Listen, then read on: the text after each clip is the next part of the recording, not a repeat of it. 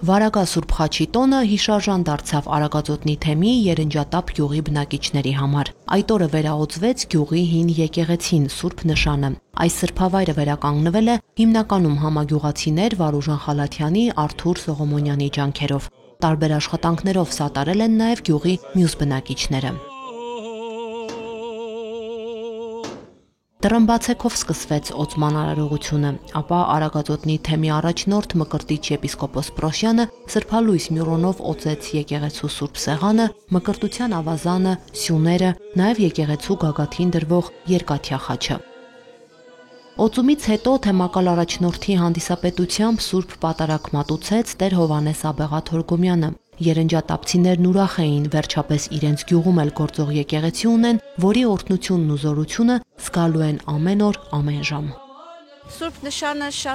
շատ հայերի համար դառնալու է ուխտավայր, համախմբումի վայր, մեր պապենական ժառանգությանը մշո երկրին, որտեղից են գաղթած այս գյուղի բնակիչների մեծ մասը մուշալաշկերտցիներ են։ Մեծ վերադարձի խորհուրդ եմ տեսնում։ Բոլորի համար հրաշալի մի տեղ, մի անկյուն, հին եկեղեցին վերակենդանացավ, վերաօծվեց, տա Աստված, որ մեր ժողովուրդն էլ վերաօծվի, նորից փրկվի, ապաշխարի, հին ու աղմաղ մեղքերից մաքրվի, սիրունանա, դառնա Հիսուսի Քրիստոսին արժանի զավակ, որովհետև դա է փրկությունը, դա է մեր միակ մխիթարությունը եւ դավիթենական կյանքին արժանանալու միակ հնարավորությունը։ Թեմակալ առաջնորդն իր երախտագիտության խոսքն ուղեց եկեղեցու կառուցման գործին մասնակցած հայորդիներին եւ դիմելով հավատացյալներին նշեց. այլևս ձեզանից է կախված, թե ինչ հարաբերության մեջ եք մտնելու Աստծո հետ։ Վերգտակ ձեր եկեղեցին, պիտի այն ամեն օր շենացնեք ու պայծառացնեք ձեր ներկայությամբ եւ սիրով։ Երբ եկեղեցին իր դռները բացում է իր հավատավոր ժողովրդի համար, նշանակում է իր բերանն է բացում այդ ժողովրդի համար։ Երբ եկեղեցին իր դռները բացում է,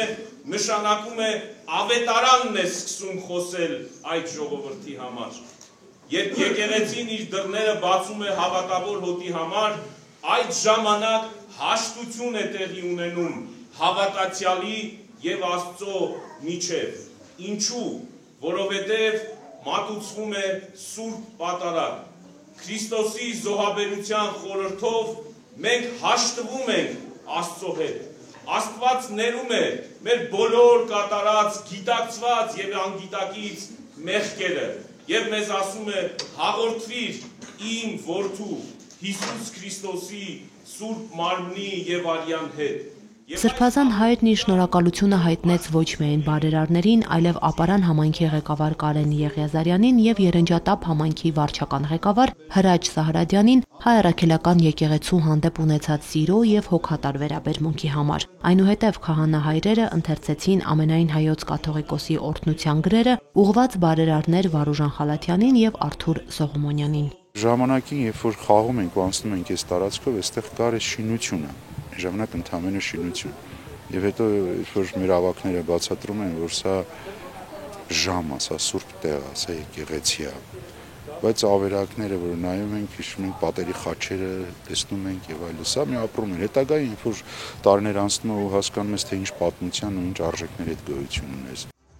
Սուրբ Նշանի կառուցման տարեթիվը հայտնի չէ, բայց խորհրդային տարիներին այս եկեղեցին եւս օգտագործվել է իբրև հացահատիկի անբարման պահեստ։ Տեր Մուշե քահանա Վահանյանն է այստեղ սպասավորելու։ Տեր հայրը վստահ է, պատարակների միջոցով մարդիկ վերգտնելու են տարիների կորցրածն ու օր-օրի համախմբվելու եկեղեցու շուրջ։ Շատերն են արդեն պլանավորել օրն ու ժամը Սուրբ Նշանում մկրտություն եւ պսակ կատարելու համար։